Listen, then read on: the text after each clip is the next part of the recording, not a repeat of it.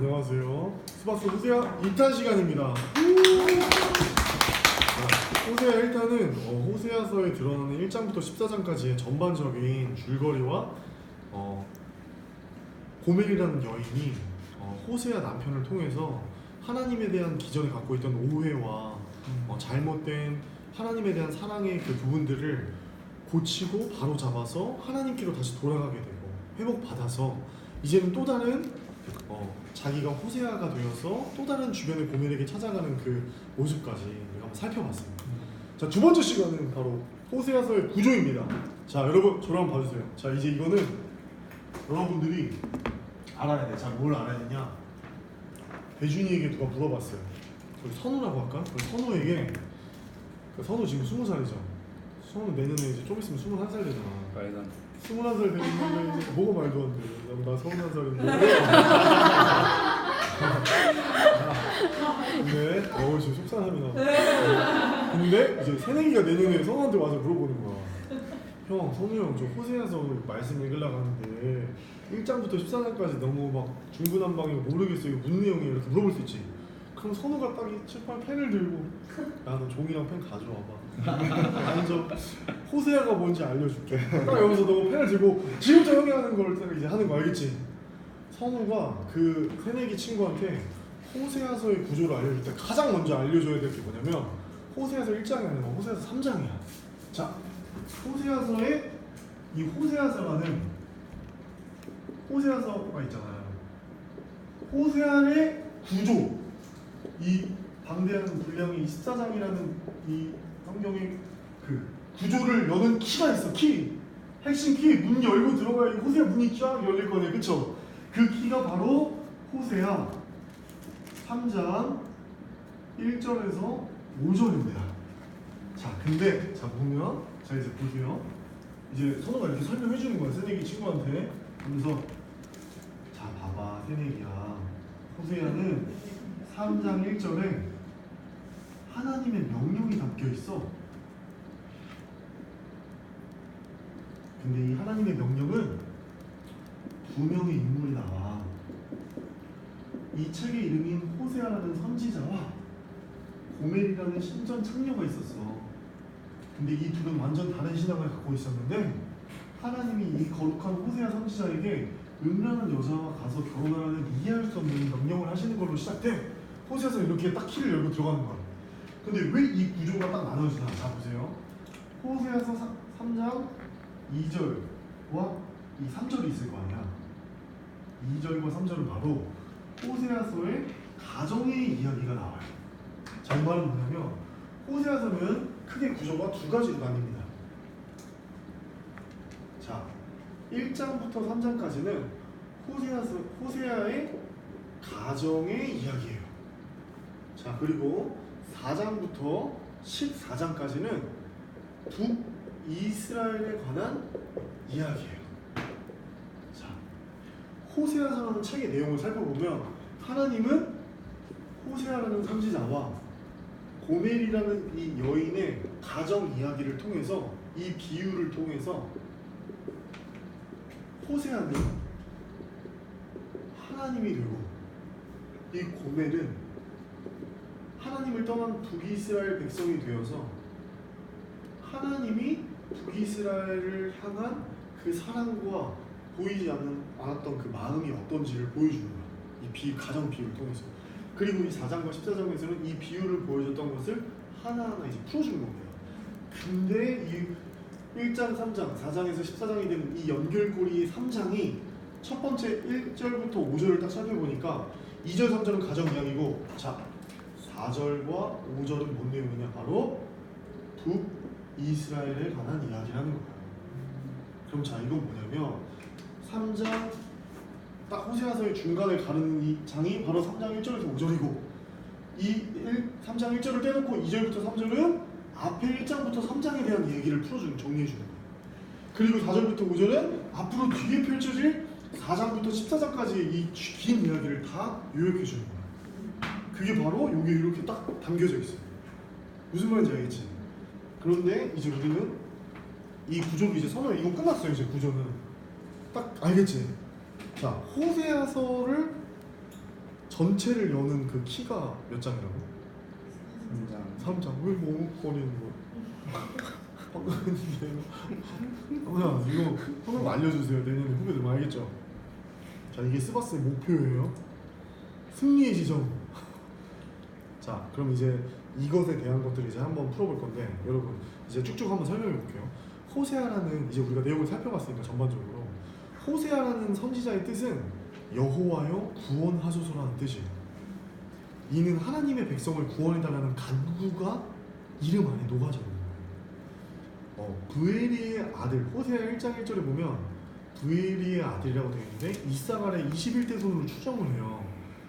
북이스라엘 왕국 출신으로 여로보암 2세 통치 말경에 집중적으로 예언 활동을 시작해서 북이스라엘의 멸망 직전인 남유다 히스기야 왕 때까지 활동을 했어. 자, 봐봐. 1장 1절 볼래 얘들아? 봐봐. 우시야, 요담, 아하스, 히스기야. 이건 파란 색깔 형광펜으로 칠해봐. 이거는 남유다 왕은 4명이나 말했어. 근데 여로보암은 빨간 색깔 형광펜으로 한번 칠해봐. 북이스라엘 왕은 1명밖에 말을 안 했어. 이 말은 무슨 말이냐면 북이스라엘 나머지 왕들은 왕 같지도 않았다는 거야. 역사를 다 설명할 수는 없지만 결론을 말하면 다 그 5명의 왕들은 아들들이 왕위 계승을 한 게 아니라 다 쿠데타 반역이에요. 가문이 계속 끊어지고 반역해서 그 다음 왕이 자신의 후손이 없어요. 그러니까 완전 멸망기고 그 북이스라엘의 정치판은 막장이었고 외부의 아수르 제국은 이스라엘을 핍박하는 상황 가운데 있었다는 거예요. 이 호세아 선지자의 별명은 사랑의 선지자예요. 음녀 고멜의 남편으로서 고멜을 통해서 3명의 자녀 이스라엘 첫째 아들, 둘째 딸 로루아와 셋째 아들 로아미를 낳는데 음행으로 타락한 북이스라엘 백성들에 대한 하나님의 사랑을 비유적으로 나타내고 있어요. 자, 호세아 선지자의 별명이 뭐라고? 사랑의 선지자죠. 아모스, 저번에 했던 아모스 선지자는 별명이 뭘까? 공의의 선지자, 정의의 선지자. 호세아는 심판과 사랑의 책입니다. 자, 선지서는 모두 다 내용 구성이 이렇게 되어 있어요. 2개로 나뉘는데 심판과 사랑, 즉 회복이라는 메시지가 담겨 있어요.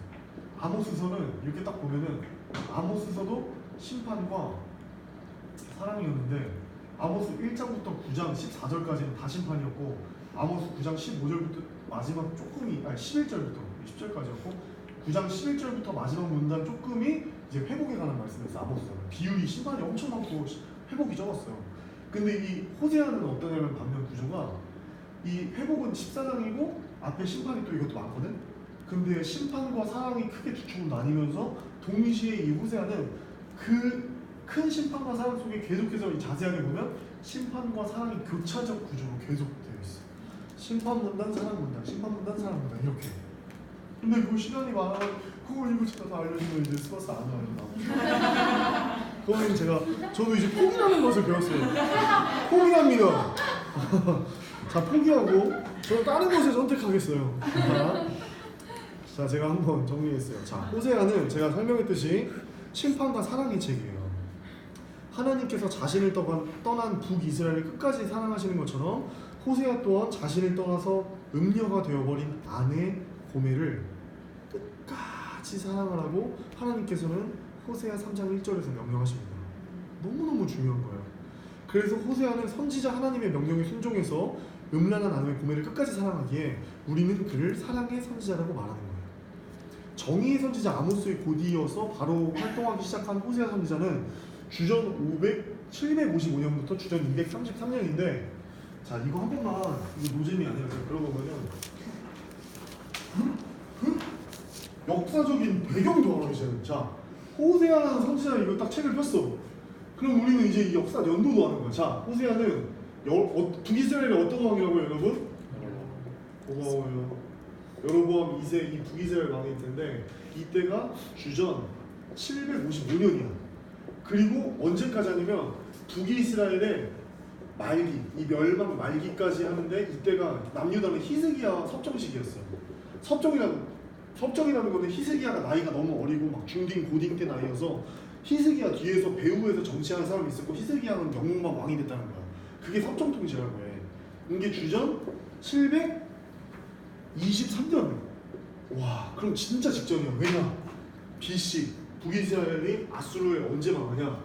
교주가 언제 망하죠? 722. 네, 722년에 망하니까 정확히 1년 전까지 호세아는 활동을 했던 거야. 그럼 우리는 이 756년에서 24년까지 약 30년에서 40년의 시간이 흐르는데 이것을 통해서 고멜의 그 여자가 젊었던 여자가 나이가 들었다는 걸 알 수가 있는 거야. 만약에 고멜이 만약에 한 20세 정도라고 했으면은 보통 50세에서 한 60세가 됐겠죠. 그러니까 젊었던 그 신전 창녀가 나이가 들은 상태에서 하나님은 그 배신한 상황에서 고멜을 가라고 했던 거야. 무슨 말인지 알겠지? 요거는 주전 755년, 723년은 좀 성경책 어디다 메모장에다 적어놓으면 도움이 될 것 같아요. 지금은 까먹었고. 자, 그 다음에 이 호세아서의 특징은 환상에 대한 기록이 없어요. 우리 아모스서는 환상이 있었죠. 막 그 8월 여름 관중이랑 그 7장에 보면은 우리 그거 있었잖아. 환상 그 요약 그거 뭐였지? 무슨 환상이라 했지? 제가 왜 더듬죠? 기억이 안 나니까. 뭐였지? 매불다 환상, 매불다. 메뚜기 환상, 불 환상, 다림줄 환상. 그리고 8장에 8월 여름 광주리 환상해가지고 막 이렇게 말했었어. 근데 이 호세아서에는 환상이 없어. 왜냐면 이 환상이 왜 구약의 선지서를 우리 17권 준비하는데 왜 중요하냐면 요한계시록 있죠. 신천지가 건드는 그 요한계시록에는 환상과 묵시가 굉장히 많이 나와요. 근데 그게 그냥 중구난방으로 막 지어낸 게 아니라 사도 요한이 구약에 스가랴 3대 묵시서가 있어. 스가랴, 다니엘, 에스겔 이 3대 묵시서에 담긴 이 3명의 선지자가 봤던 환상들이 합쳐져서 사도 요한이 봤던 거야. AD 90년경에. 그러니까 이게 정경으로 마지막 완성된 거야. 근데 그게 이제 예수님에 관한 그 말씀들이 있었는데 아모스에도 그런 환상들이 있었는데 여기 호세아에는 환상이 없는 게 특징. 자, 대신 호세아 가정 이야기가 나와. 이게 중요한 거야. 몇 장부터 몇 장? 1장부터 3장. 하나님과 이스라엘의 이야기로 비유를 하는 거죠. 호세아의 가정 이야기. 그래서 자, 이거예요. 호세아를 여는 열쇠는 3장이다. 그런데 3장 1절이 하나님의 명령인데 바로 이 명령은 뭐냐? 다른 신을 섬기는 이스라엘 자손을 내가 사랑하노니 너도 음력 구매를 사랑하는 명령이에요. 자, 그럼 넘어가고. 자, 이거는 제가 말은 안 할 텐데 그냥 얘기를 해볼게요. 호세아에는 9가지의 설교와 호세아의 가족 이야기가 담겨 있어요. 이 9가지의 설교는 4장 4절부터 5장 4절까지 막 이렇게 해서 이 장과 상관없이 막 나뉘어요. 이게 왜 이렇게 나뉘었냐면은 이거는 지금 호세아가 장절을 나눈 게 아니라 스테파노스라는 사람이 나중에 그 의미 없이 나눴던 거야. 넘어가요. 자, 제가 공부하고 싶은 건 이겁니다. 호세아서 3장 4절에서 5절을 보면 하나님과 북이스라엘의 이야기가 담겨 있다고 했습니다. 2절이랑 3절에서 호세아가 고멜을 사랑해서 그녀를 속량했던 것처럼 하나님께서도 비천해진 이스라엘을 속량하실 것을 약속하고 계신데 4절에 보면 여러분 4절을 한번 보실까요? 많은 날 동안이라는 곳에 형광펜을 한번 쳐주세요. 이 4절의 많은 날 동이라는 것은 3절에 나타난 고멜의 회개와 변화의 기간과 흡사하게 이게 뭔 말이냐면 3절에 많은 날 동이라는 표현이 있잖아요. 이거는 아내 고멜의 변화를 위한 자숙의 기간, 근신의 기간이 필요하다는 것을 의미하는 거예요. 그런데 이 4절에서도 보면 마찬가지로 많은 날 동이라는 표현이 있죠. 이것은 뭐냐면 고멜의 회개의 변화와 기간처럼 흡사하게 역사적으로 북이스라엘도 회개와 변화를 위한 기간이 필요하다는 거예요. 그럼 북이스라엘은 주전 722년에 아수르에 의해서 멸망한 후에 약 750년이라는 엄청나게 오랜 기간 동안 암흑기에 들어가게 돼요. 이걸 우리 다 모르겠지만 저를 한번 봐주세요. 자, 주전 722년에 아수르 제국에 의해서 북이스라엘 멸망하죠. 그럼 남유다는 여기서 계속 쫙 가가지고 BC 586년에 바벨론이라는 제국에서 멸망하거든. 근데 그리고 나서 바벨론 70년 포로까지도 다 끝나고 다시 예루살렘으로 돌아올 때까지 얼마만의 기간이 있냐면 이 총 기간이 지금 아수르 멸망하고 이때까지 이 연수들을 카운팅해 보니까 이 연수가 750년이라는 거예요. 무슨 말인지 알겠지? 근데 북이스라엘 주전 720년에 아수르에 의해서 멸망한 후 약 750년이라는 엄청나게 이 오랜 기간 동안 혼혈 잡족화 및 영적 황폐화에 들어가는 거예요. 지금 제가 써놓은 저 750년이 두 가지가 혼혈 잡족화되고, 그래서 사마리아 여인들이 노아복음 4장에 등장하는 것도 영적 황폐화에 들어가는데, 그러다가 주후 AD 27년에 예수님께서 북쪽의 갈릴리에 오셔서 복음을 전파할 때 비로소 빛을 보게 되는데, 바로 그게 이사야 8장 21절과 22절, 9장 1, 2절에 나와 있고 마태복음 4장 15절 16절에 나와 있대요. 우리 한번 이걸 찾아보기 위해서 제가 이걸 지금 한 거예요. 자, 이사야 8장으로 가보겠습니다. 이사야 8장 21절에서 22절.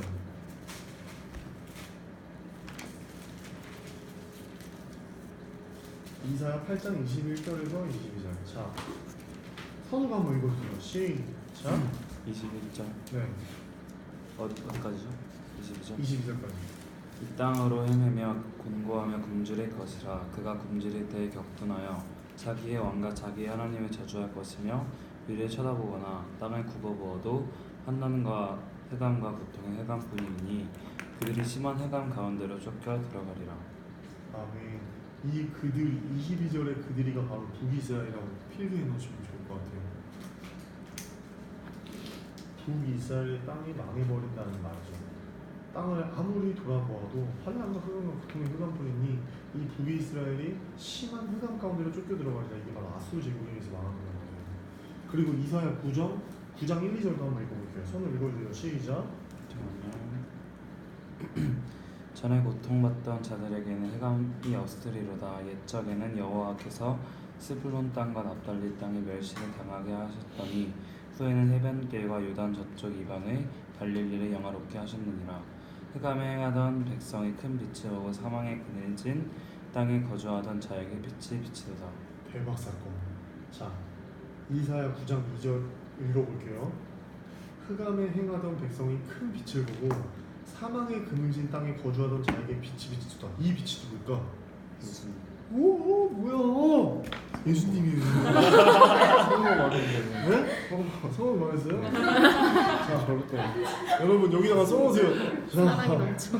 주전 722년에 북이스라엘 망하고 약 750년 뒤 주후에 예수님이 오셔서 마태복음 4장 14절에서 16절에서 이걸 성취하시는 거예요. 이사야서의 말씀. 여러분 하나님의 말씀이 역사화돼서 성취되죠. 하나님의 말씀은 역사 가운데 성취되는 줄 믿습니다. 네. 자, 마태복음 4장 14절 16절로 한번 돌아가고 찾아보겠습니다.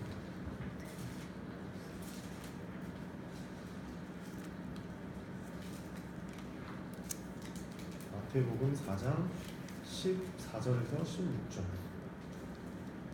자, 여기에서 이사야서 9장 1절에 스불론 땅과 납달리 땅에 동그라미 넣으시고 이걸 잘 봐주세요.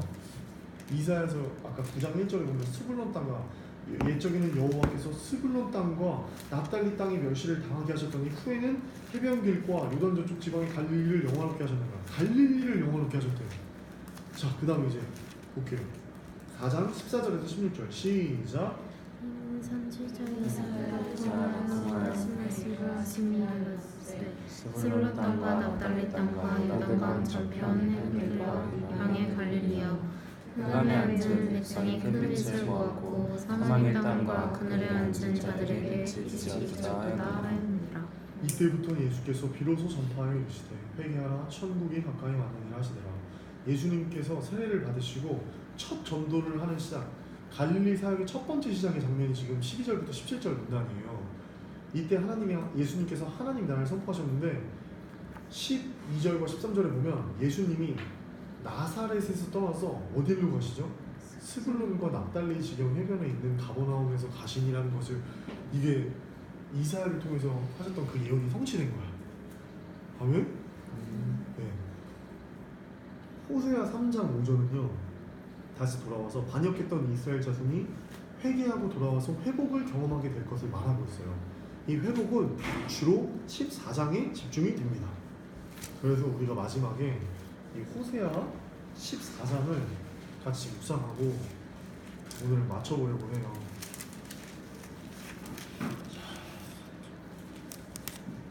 네, 호세아 14장으로 가서 네, 영상을 꺼주시고요.